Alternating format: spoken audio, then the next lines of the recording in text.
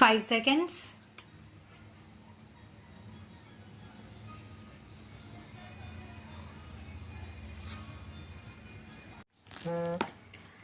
On behalf of the Government of India and on my own behalf, I have great pleasure in welcoming you all to this symposium.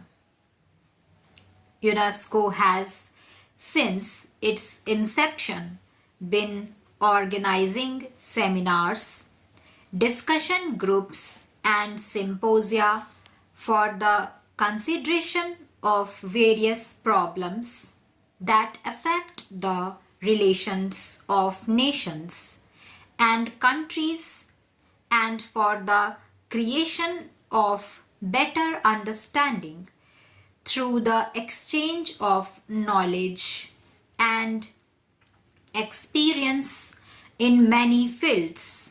This symposium is concerned with an even more fundamental issue. Today, philosophers of the East and the West have met to discuss the concept of man himself. Who can deny that this issue is the basic one of the modern age, and on its satisfactory solution depends the future of man?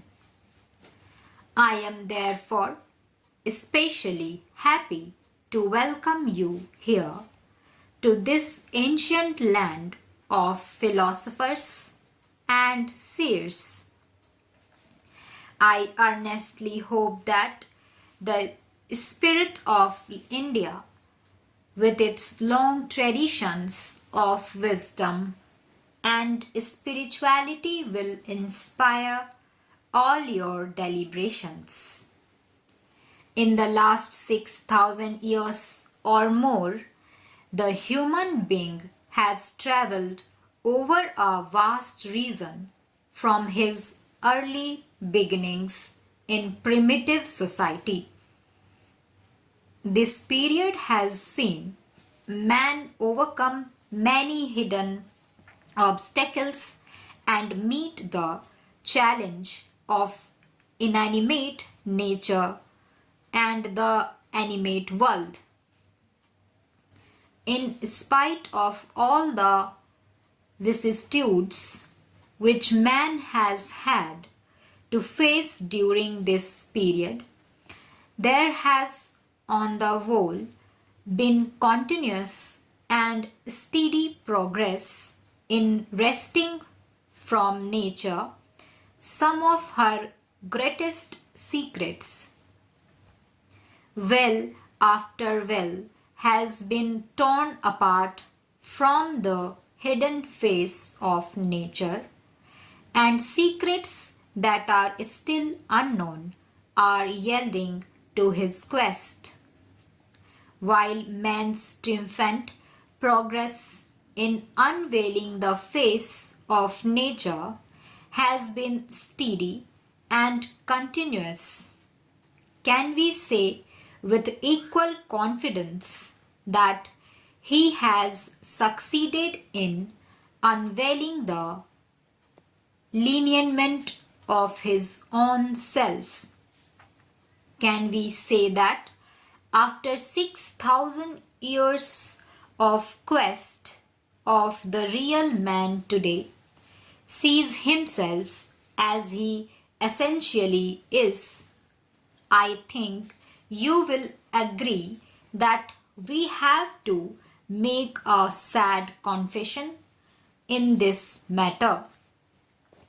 The mirror that man has fashioned reflects all aspects of the world, but not his own inner self.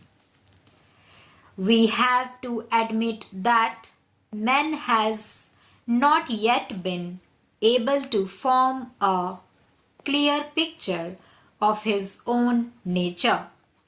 The secrets of the universe are clearer to him than the secrets of the self. For some 3,000 years of more, philosophers have again and again asked what man is, whence he comes from. The basic issue before you is the consideration of this problem. You have met to discuss the concept of man as it has been enunciated by thinkers in the East and the West. I would at the very beginning like to emphasize that in speaking of the East and the West, we are thinking only of certain special features in the thought of these reasons. This cannot and does not mean that there are not large areas of common and agreed ground. Man all over the world has adopted common methods of reasoning and thought. The human reason in one and identical. Human feelings are largely similar. The human will operate more or less in the same manner in similar situations everywhere. It is therefore natural that the human way of looking at himself and the world is largely common in different parts of the world. Their attitudes towards the unknown mysteries of existence are also largely similar. The Greeks, who looked with admiration and awe upon the peaks of Olympus, shared the same feelings as the Indian who meditated in the valleys of the Himalayas and looked upon its eternal snow. In spite of large areas of agreement, human minds in different regions of the world have adopted a different approach to some of their common problems. Even where the approach has not been different, there has been a tendency to place a different emphasis on the different aspects of common problems and common solutions. No two situations are exactly alike. It was inevitable that people in different regions should pay greater attention to different aspects of common problems. It is on account of such differences in emphasis that we describe a particular mode of thought as characteristic of a particular nation or region. It is from this point of view that I will try to formulate what are the differences that characterize the East from the West.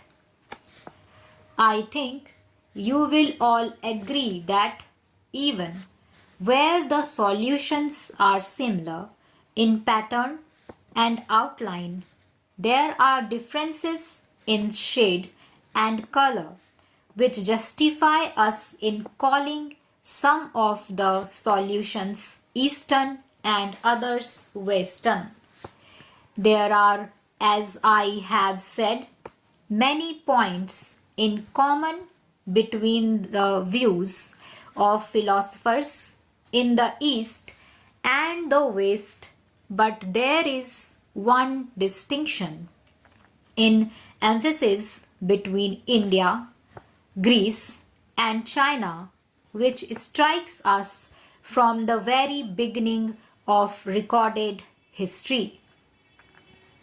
In India, the emphasis of philosophy has, on the whole, been on the inner experience of men. Philosophers here have sought to understand man's inner nature, and in this pursuit have gone beyond the reasons of sense, intellect, and even reason. Stop.